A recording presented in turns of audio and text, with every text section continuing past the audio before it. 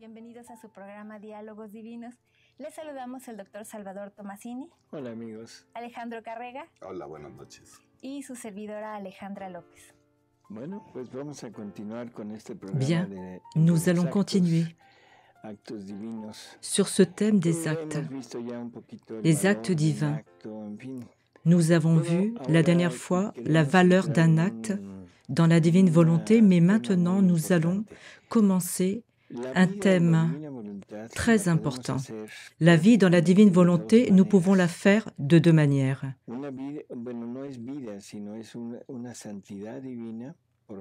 Une sainteté divine à travers des actes et des actes et des actes faits dans la divine volonté. Et ces actes, bien sûr, nous donnent la possession d'une vie divine. Chaque acte que nous faisons est une vie divine. Et la vie dans la sainteté divine, la vie complète, mais là, plus d'actes seulement, plus seulement des actes, mais une vie, c'est-à-dire qu'il n'y a plus d'interruption d'actes dans le temps, quand la créature vit totalement dans la divine volonté. Voyez, pour comprendre un petit peu la différence, pensons à Adam qui a vécu un temps dans la divine volonté et puis ensuite qui est sorti et qui est resté dans sa volonté humaine le reste de sa vie. Et d'un autre côté, la Vierge Marie qui, dès le premier instant de sa conception, fut vie divine. Peu importe pour Adam qu'il ait fait des actes et qui est sorti ensuite. Le jour où Louisa demande à Jésus quelle sainteté avait Adam, Jésus lui dit que c'est le plus grand saint qui existe à cette époque-là, parce que c'est le seul qui a fait des actes dans l'unité de son vouloir. Donc, le seul fait d'avoir fait ne serait-ce qu'un acte dans la divine volonté l'élève à une altitude, à une hauteur supérieure à tous les autres saints. Pourquoi ? Parce que c'est un acte divin et en face, il n'y a que des actes saints, faits avec une volonté humaine, voyez ? Donc nous pouvons maintenant considérer les choses de cette manière. C'est ce que nous allons voir durant ce programme. Quelles sont les caractéristiques de ces deux types de sainteté? On va commencer avec un texte. Volume 35, chapitre 41, 28 mars 1938. Jésus dit « Maintenant tu dois savoir que celui qui accomplit ses actes dans notre vouloir fait des actes complets et parfaits, tandis que celui qui vit toujours en lui se trouve sous une pluie continue de lumière, et à mesure qu'il bouge, palpite, respire, tous les effets et les diverses beautés de notre lumière divine pleuvent sur lui. Notre être divin est la lumière la plus pure, une lumière sans fin, qui renferme tous les biens possibles et imaginables. Tant qu'elle est lumière, elle est parole, et tout œil regarde partout. Il n'y a rien qui puisse se cacher de nous. Cette lumière est œuvre, elle est pas, elle est vie, qui donne la vie à tout et à tous. Cette lumière renferme des beautés qui ne s'épuisent pas, des joies et des bonheurs sans fin. Maintenant, celui qui vit toujours dans notre vouloir divin se trouve sous la pluie de lumière de notre parole dominante et créatrice. Et oh, comme notre parole le transforme. Elle lui parle toujours de notre être suprême et produit sur la créature tous nos effets divins, avec une telle variété de beauté que nous en sommes nous-mêmes ravis. Continuons. Notre regard de lumière la regarde toujours. Nos pas courent toujours vers elle. Nos œuvres, avec leurs bras de lumière, l'embrassent et la serrent dans leur sein. Et tous l'inondent de lumière pour lui communiquer notre regard de lumière, nos œuvres et nos pas de lumière.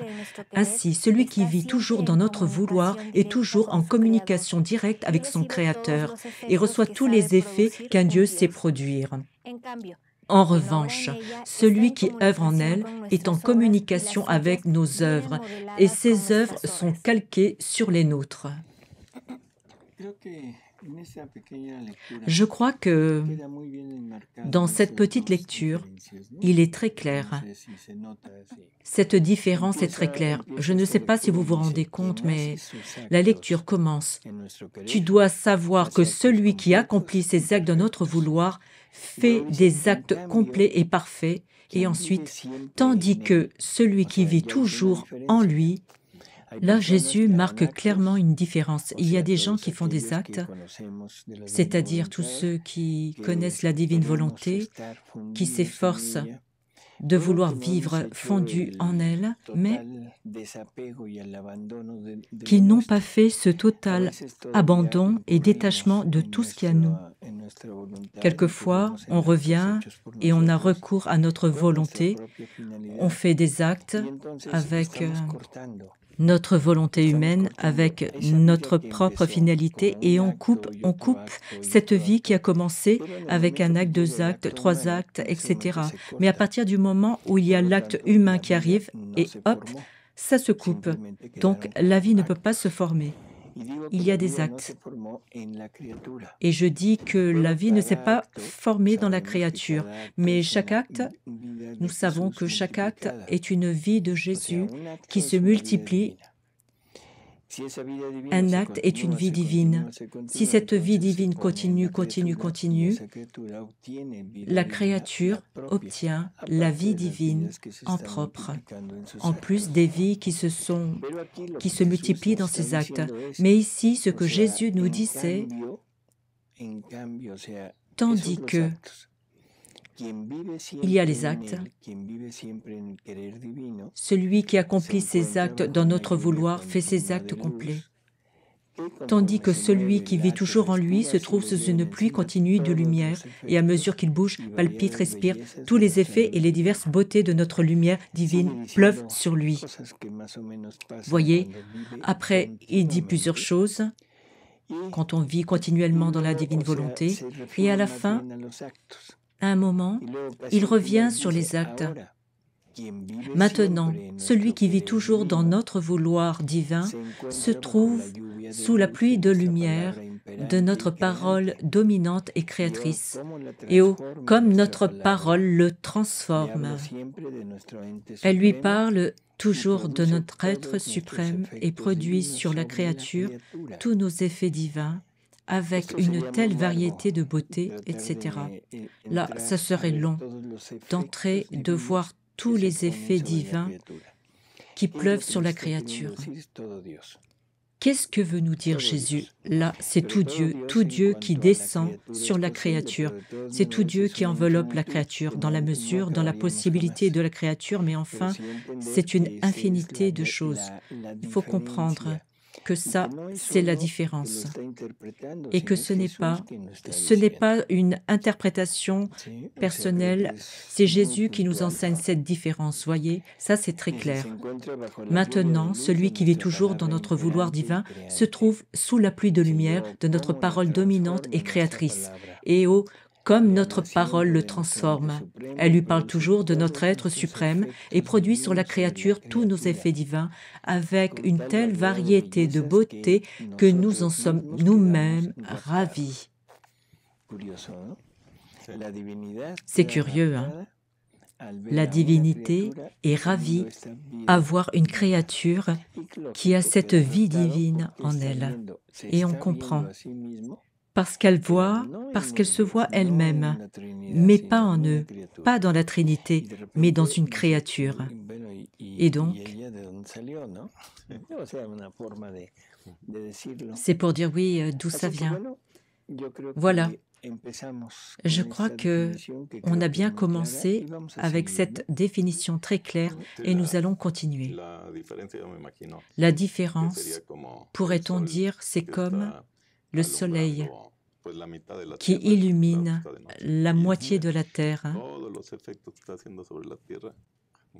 avec tous les effets qu'il produit sur la Terre, ça serait un acte divin.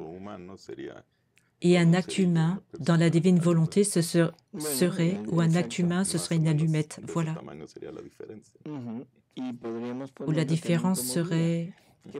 oui, on pourrait parler de vie, penser si la Terre ne bougeait pas, qu'elle était fixe, et que le soleil lui donnant la lumière toujours. Donc voyez, là, il n'y aurait absolument aucune interruption et le soleil aurait tous ses effets et donnerait tout beaucoup plus.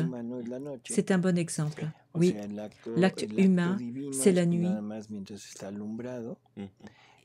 Et l'acte divin, c'est quand le soleil illumine, mais la vie, ce serait d'être continuellement sous la lumière du soleil. Quand on sort, évidemment, le soleil arrête de nous illuminer et on prend une petite allumette. Et on change constamment. Oui, il n'y a pas de vie. C'est ça, c'est un point très important et très intéressant. Nous en avons parlé. Quelquefois, nous avons dit dans certaines rencontres que, bon, ça choque un petit peu, c'est un peu dur, mais imaginons, quand une femme est enceinte, elle porte en elle une vie. Et qu'est-ce qui se passe si cet acte continuel de lui donner de l'oxygène, de lui donner des aliments, qu'est-ce qui se passe ? Bien, cette vie meurt, il y a un avortement. Voilà, une vie qui était en train de se développer meurt. Elle peut retomber enceinte, bien sûr, mais si on arrête d'alimenter cette vie en elle, elle meurt. Eh bien, c'est ce que nous faisons, des avortements, mais des avortements de vie divine. Nous allons continuer. 21 décembre 1932, volume 30, chapitre 20.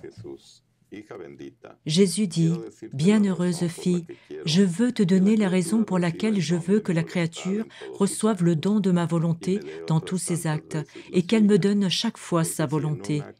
Parce que s'il y avait l'échange dans un acte et pas dans un autre, dans celui où il n'y a pas d'échange, il se formerait dans l'âme un vide, et ce vide se remplirait de misère, de faiblesse et de passion. En agissant ainsi, la vie divine reste brisée, comme détachée, et par conséquent, les vraies renaissances ne peuvent pas se produire parce qu'il leur manquerait la nourriture, la matière principale de l'acte continu de mon fiat qui forme ces nouvelles naissances en Dieu. Bien plus qu'elle seule possède et forme l'acte continu. C'est pourquoi, sans son acte continu, il est impossible de recevoir de si grands dons et biens de nature à émerveiller le ciel et la terre.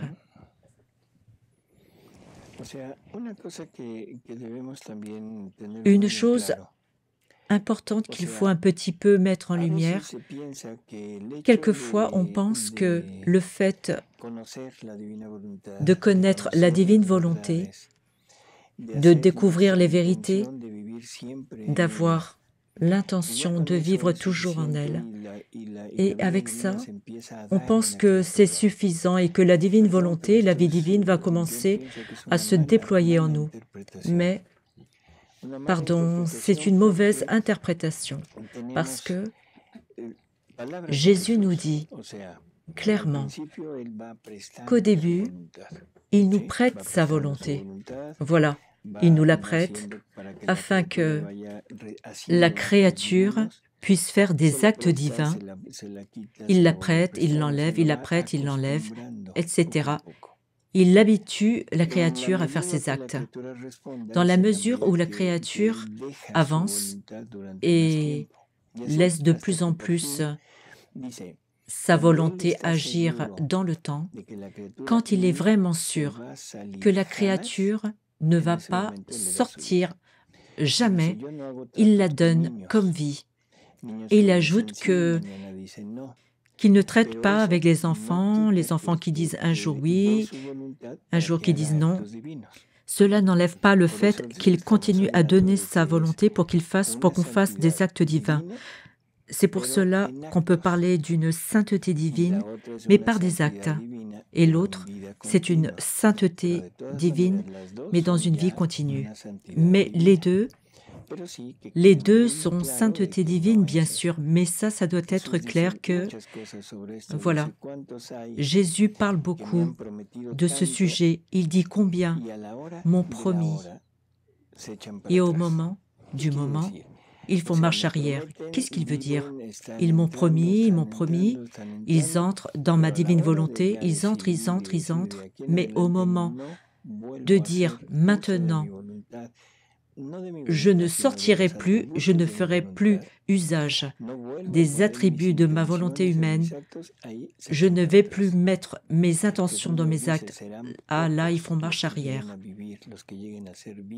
Ils sont peu nombreux, ceux qui arrivent à avoir une vie continue dans la divine volonté. Il faut comprendre ce que Jésus et Marie nous disent. La Vierge Marie nous dit que c'est le plus grand des sacrifices qui existent. C'est pas seulement de dire oh, la divine volonté, et puis ça y est, non, et on est dans la divine volonté. Elle m'enchante, oui, je l'aime, oui, elle me fascine, oui. Tout ça, c'est vrai. Et ça ne veut pas dire que je suis encore, que je vis dans la divine volonté. Voyez, ça, il faut que cela soit très clair. Parce que la Vierge Marie nous dit, c'est le plus grand des sacrifices. Le sacrifice le plus grand qui puisse exister. Et Jésus nous dit que c'est un martyre continuel d'attention. Si nous avons ces choses bien claires, définitivement, ça ne se donnera pas, ça ne deviendra pas une vie, on aura des actes, mais pas la vie. Faire vie dans la divine volonté, c'est le 4e degré. Oui, c'est le 4e degré. Il y en aura qui resteront au 2e degré, d'autres qui arriveront au 3e degré, certains qui resteront au 1er degré, à la sainteté normale, ils ne voudront pas entrer dans la divine volonté.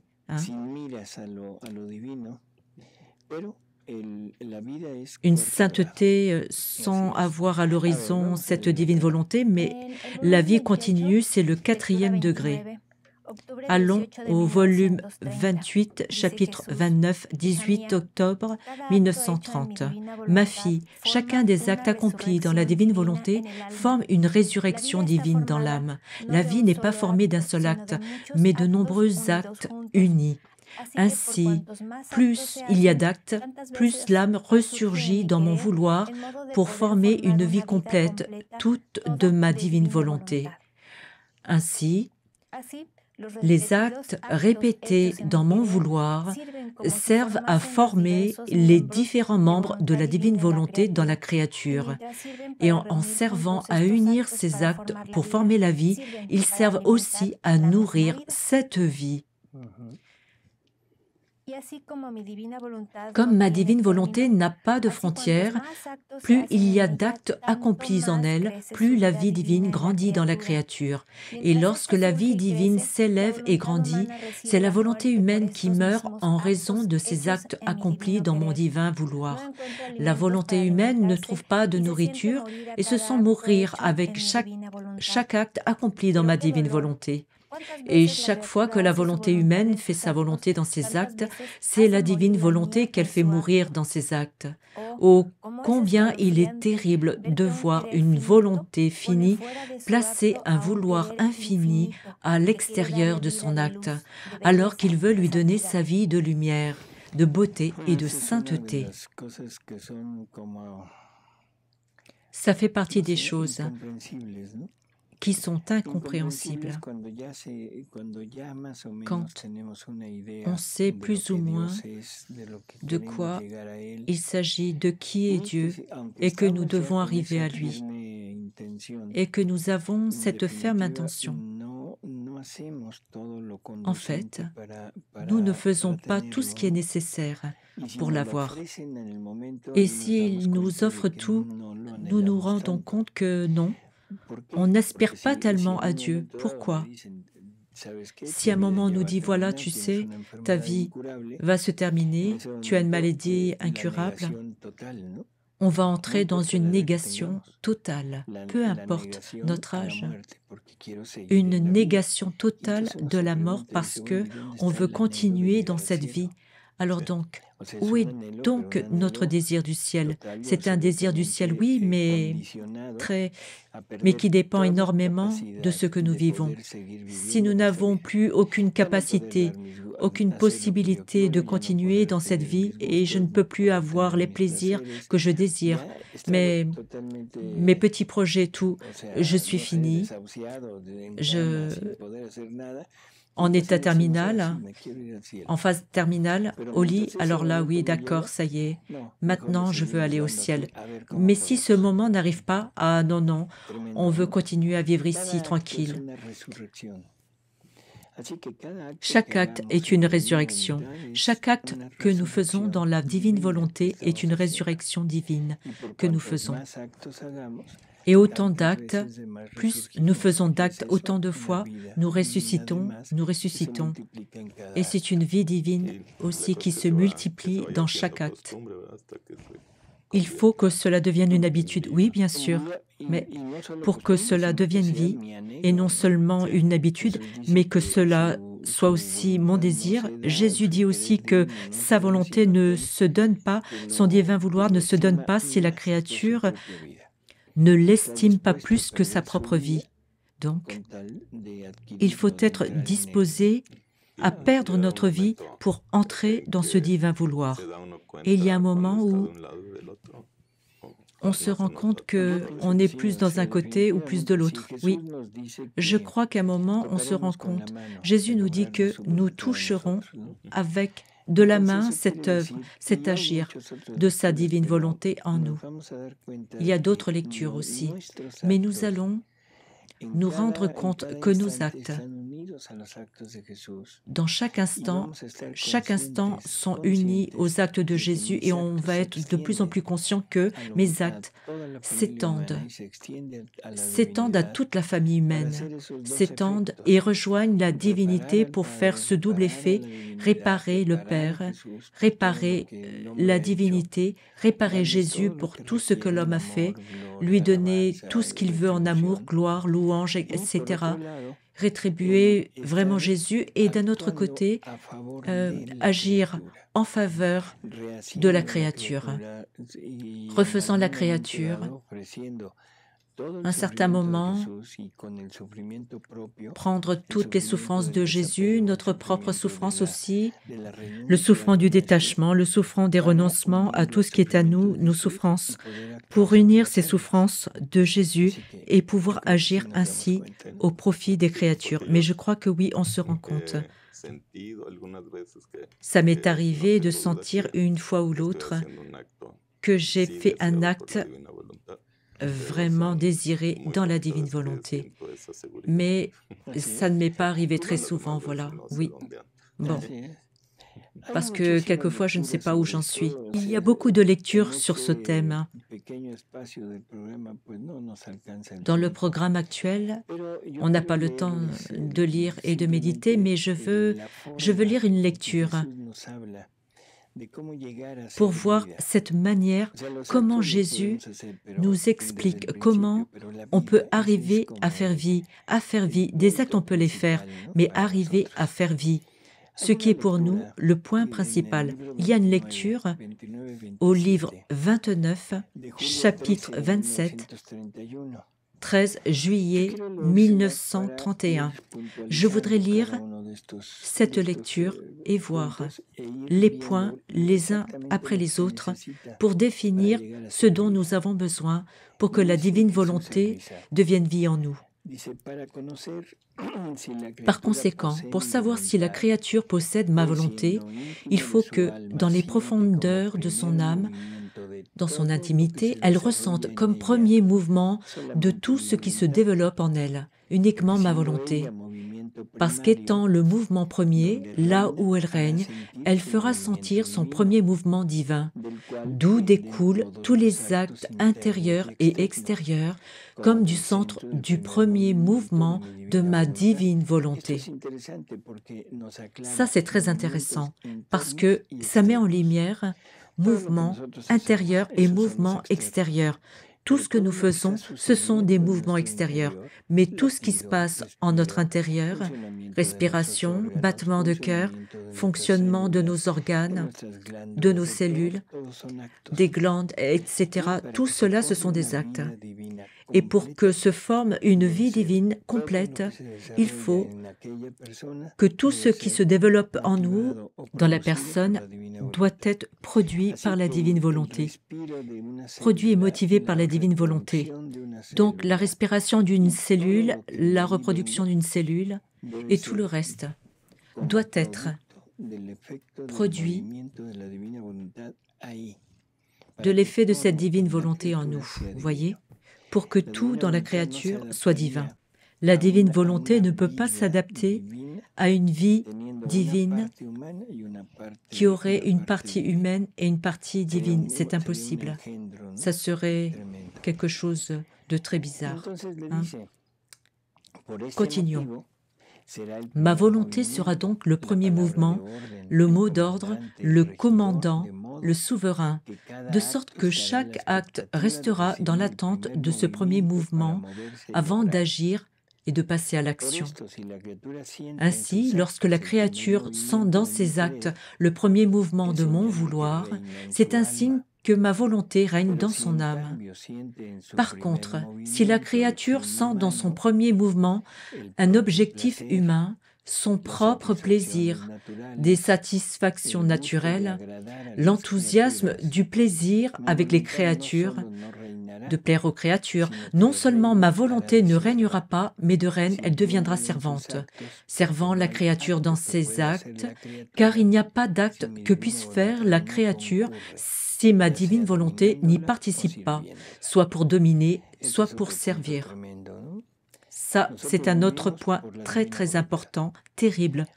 Nous, on vit pour la divine volonté, donc si je ne la laisse pas entrer dans mes actes, elle va toujours continuer à me donner le premier mouvement, mais elle va devenir servante. Je suis le bourreau de la divine volonté. Continuons. Or, tu dois savoir, ma fille, que le passeport pour entrer dans mon royaume est une volonté résolue de ne jamais faire sa propre volonté, quel que soit le sacrifice et même au prix de sa vie. Cet acte résolu, mais véritable, est comme la signature que l'on appose sur le passeport pour se rendre dans le royaume de ma divine volonté.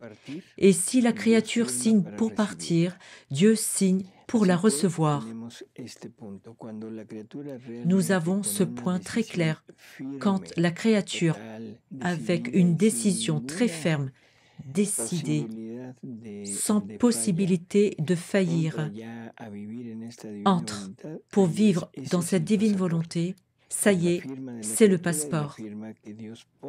La signature de la créature, c'est sur cette signature que Dieu signe aussi. Mais le passeport n'est pas suffisant. Il faut aussi étudier la langue, les mœurs et les coutumes de ce divin royaume. Et qui sont les connaissances, les prérogatives, les beautés et la valeur que contient ma volonté. Sinon, la créature serait comme une étrangère qui ne pourrait ni prendre l'amour, ni être aimée. Si elle ne fait pas le sacrifice d'étudier pour être capable de parler cette langue, si elle n'est pas adaptée aux coutumes de ceux qui vivent dans ce royaume si saint, elle vivra isolée, car faute de la comprendre, ils l'éviteront, et l'isolement ne rend personne heureux. Qu'est-ce que c'est ce langage? Ce langage, c'est ce qui nous ravit, c'est ce qui nous enchante dans ces vérités, c'est cette saveur que nous sentons quand nous découvrons ces vérités, ces connaissances. Mais attention, mais ce n'est pas la vie, c'est un enseignement. Nous apprenons le langage, nous apprenons la grammaire de ce langage extraterrestre. Parce que le règne de la divine volonté, le règne du Christ, ce n'est pas de ce monde. Si ce n'est pas de ce monde, c'est extraterrestre. Hein? Le langage est extraterrestre. Les paroles, les sons, les verbes, les adjectifs de ce langage sont très attirants. C'est agréable à écouter. Ça endoucit l'âme, mais ça ne veut pas dire que l'on vit dans la divine volonté. Ça, il faut être très clair, on apprend le langage. On apprend la langue et ensuite il dit « De plus, il est nécessaire de passer de l'étude à la pratique de ce qui a été appris. » Ah, là, c'est autre chose. Et après une longue pratique, j'insiste, une longue pratique, à la fin, elle arrive à être déclarée citoyenne du royaume de ma divine volonté. Et alors, elle jouira de tout le bonheur qui se trouve dans un royaume si saint. En effet, il sera sa propriété et elle acquérera le droit d'y vivre comme dans sa patrie. Que c'est beau! Je crois que c'est vraiment très clair et très précis. Et ça, c'est le chemin que Dieu nous a tracé. Il nous a mis sur un chemin de vérité, de connaissance que nous devons étudier, découvrir, un chemin qui va nous bénir, nous faire sentir de la saveur. Et ça me fait un petit peu penser à cette voix qui vient du ciel, dans l'Apocalypse au chapitre 10, et qui dit à Jean, « Regarde, il y a un ange qui a un pied sur terre et un pied sur la mer, et il a un livre dans la main. Prends ce livre et mange-le. Il sera pour toi doux comme le miel dans ta bouche, mais amer dans tes entrailles. » Et je me demande, ce livre, ce ne serait pas le livre du ciel, doux comme le miel, parce que les vérités du livre du ciel, elles nous plaisent, elles sont savoureuses, mais quelle amertume quand on commence à comprendre qu'il faut arrêter tout et abandonner tout ce qui est à nous et renoncer à notre volonté. Hein? Et pourtant, on continue à sentir la douceur, mais le renoncement donne cette amertume, voyez. Voilà, c'est pour cela que vivre une sainteté divine avec des actes, c'est facile. Parce que quand j'écoute une vérité, quand cette vérité me plaît, je la sens savoureuse, oui, je veux. Et Jésus me prête sa volonté, donc, et je fais mes actes. Mais quand commence le moment où il faut vraiment affronter ma volonté pour qu'elle renonce à ne plus donner vie, à ne plus avoir sa vie propre, alors là, c'est maintenant que la vie divine se perd. Les actes restent, bien sûr, les actes que nous avons faits restent, et ils ne se perdent pas, ils sont la propriété de la créature. Au ciel, nous aurons autant d'actes de volonté divine que nous avons faits sur terre. Ce seront des vies divines qui appartiendront et qui appartiennent à la créature, bien sûr. On va voir une lecture que je voudrais que nous méditions ensemble, où Jésus nous parle. Comment les âmes qui ont fait leurs actes dans la divine volonté sont dans cette mer infinie de Dieu et comment se trouvent aussi les actes qui ont fait leur vie dans la divine volonté. Oh, combien nous nous sentons payés de retour, parce que c'est une vie d'amour qu'elle nous a donnée dans son petit amour et une vie de lumière qu'elle nous a donnée en faisant ces actes, parce qu'ils ont été formés dans le centre de vie de notre fiat qui possède la vraie vie. Et par conséquent, ce sont des vies qui sortent de lui. Mon fiat les crée en premier en les formant en lui-même, puis avant de les sortir de son sein divin. Par conséquent, chaque « je t'aime » possède la vie d'amour. Chaque adoration possède la vie de divine adoration. Chaque vertu exercée possède chacune à son tour la vie de divine bonté, la sagesse, la force, la puissance, la sainteté.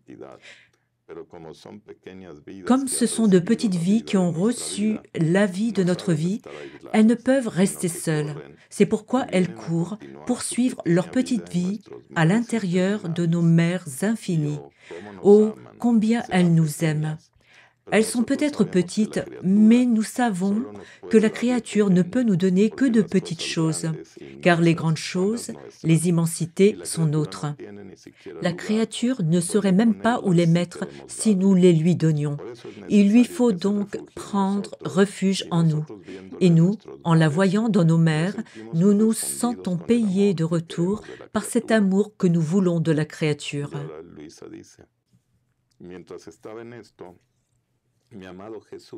Jésus me fit alors voir ces mers interminables, investissant le ciel et la terre, et le petit amour de la créature, et tout le reste accompli dans son divin vouloir, comme un grand nombre de vies petites, mais belles, qui nageaient dans ces mers. Certaines restaient à la surface pour fixer leur regard sur leur Créateur, d'autres couraient se jeter dans ses bras, pour l'étreindre, ou pour l'embrasser, une autre plongée dans la mer. En somme, elles avaient des milliers de caresses et de stratagèmes amoureux pour celui de qui elles avaient reçu la vie. L'être suprême les regardait, mais avec un amour qui le faisait appeler toute la cour céleste pour célébrer avec lui en disant « Regardez-les comme elles sont belles !» Ces vies formées par les actes de la créature et par ma volonté sont ma gloire, mon triomphe, mon sourire. Elles sont l'écho de mon amour, de mon harmonie et de mon bonheur.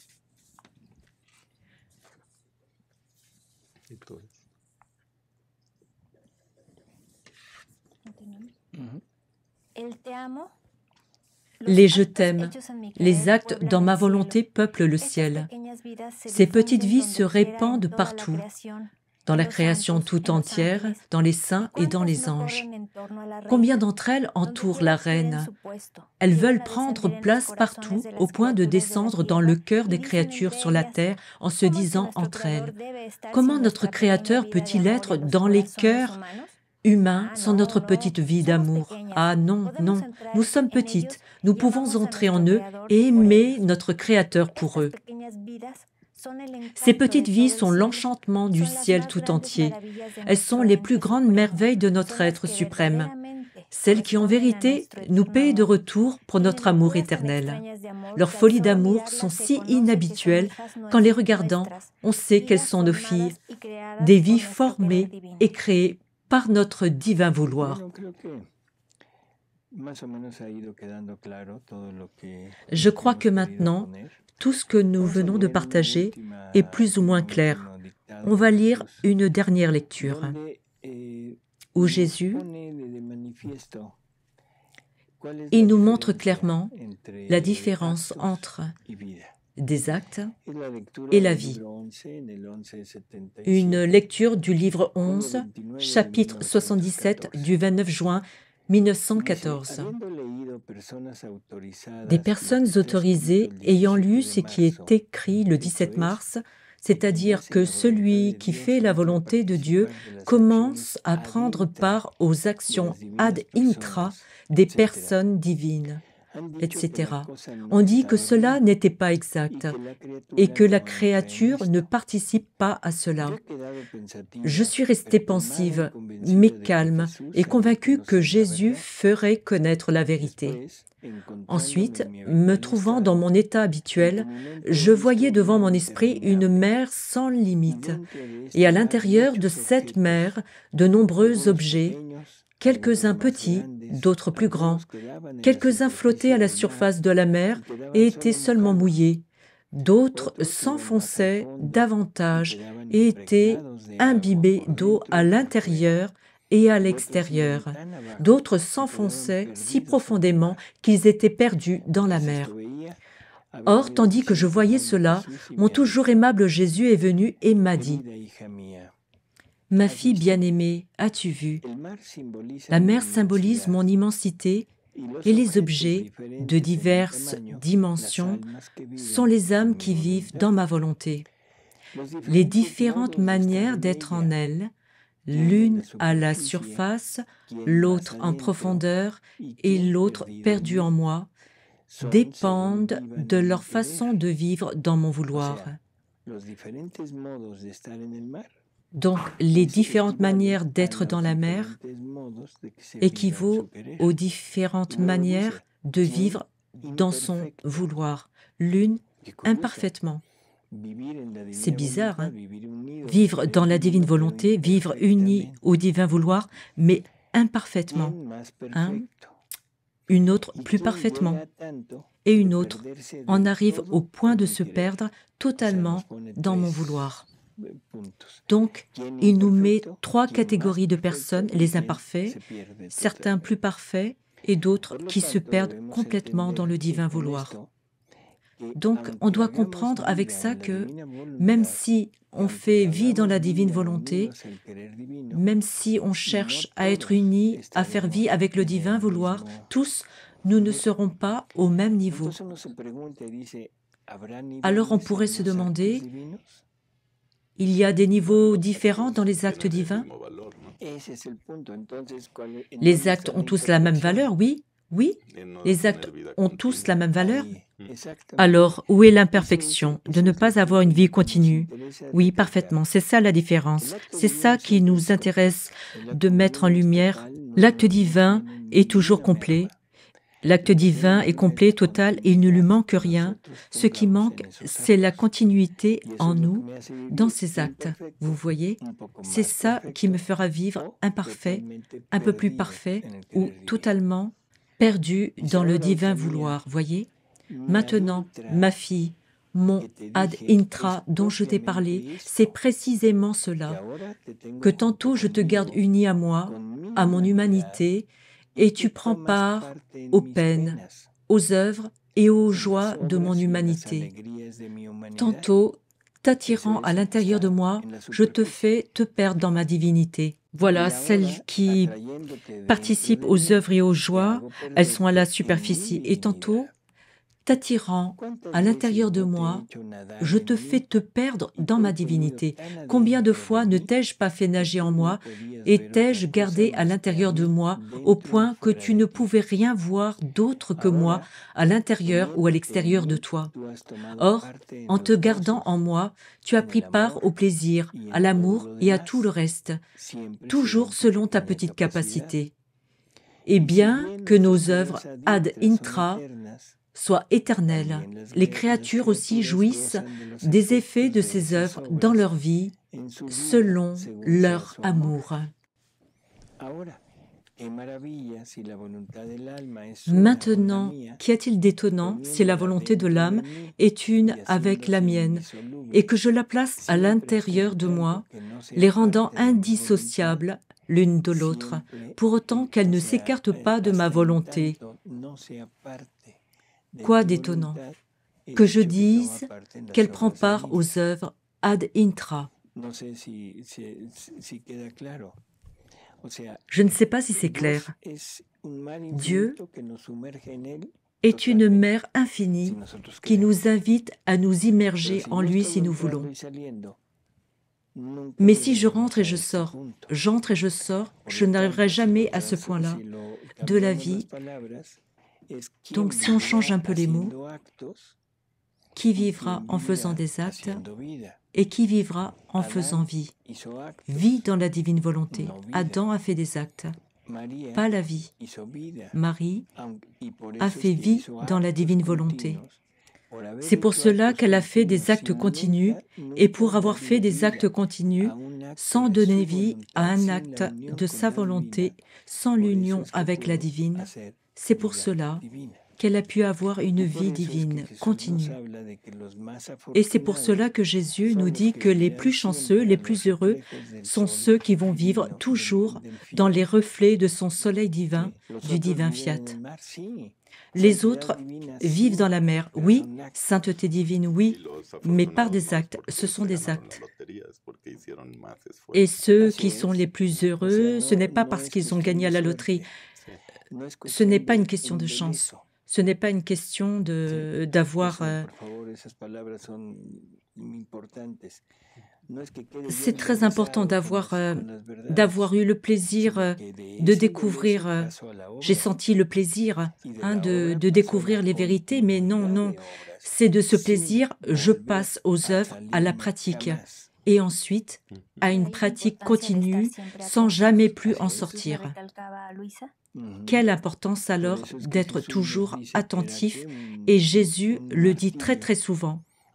C'est pour cela que Jésus dit que c'est un vrai martyr, le martyr de l'attention continue. Nous, on est très, très dispersés dans notre attention, très distraits. Et je veux le dire, on a l'idée qu'avec l'acte préalable du matin, ça y est, c'est fait. Non, non, je me lève. Et puis hop, Seigneur, viens, je mets tous mes actes dans ta volonté, viens œuvrer avec moi, et puis voilà, c'est fini. On croit que ça y est, j'ai fait mon acte préalable. C'est joli, c'est bien. C'est un peu facile, non? Non, non, non. Ce n'est pas si facile, ce n'est pas si simple. L'intention continue est nécessaire. Oui, parce que je peux faire l'acte préalable le matin, et puis dans une demi-heure, je peux insulter le voisin ou bien l'autre qui me prend la place au parking. Oui, ou aller seulement aller avec une idée qui me plaît, un goût qui est à moi, faire quelque chose pour moi, voyez? Je peux faire quelque chose pour ma satisfaction parce que j'aime ça. Et justement, là, je me donne à moi-même dans cet acte qui me plaît et je sors de la divine volonté, bien sûr. Quand une intention est pour moi dans mon acte, ça y est, je suis sorti. La seule intention que nous devons avoir dans nos actes, et qui est valide, c'est d'abord donner vie à la divine volonté dans ce que je fais. 1. 2. Redonner au Père, restituer au Père l'amour, la gloire,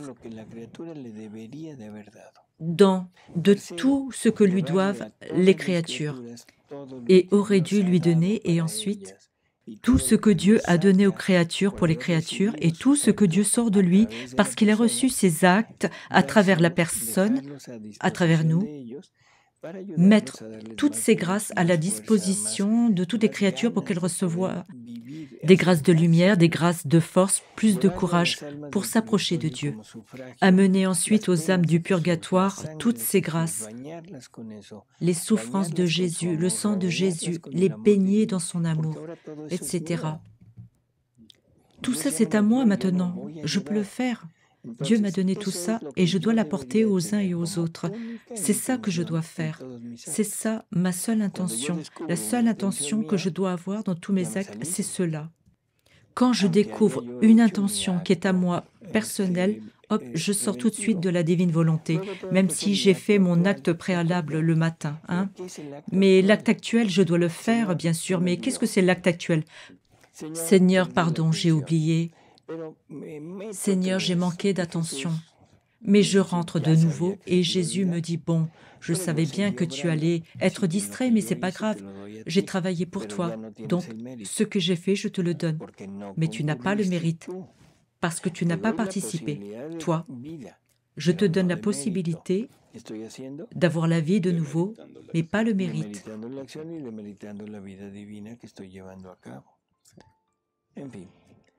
Amigos, muchas gracias por estar con nosotros. Gracias, Alejandra. Gracias, doctor. Gracias, Alejandro. Gracias, Ale. Y los esperamos en el próximo programa. Hasta luego, amigos.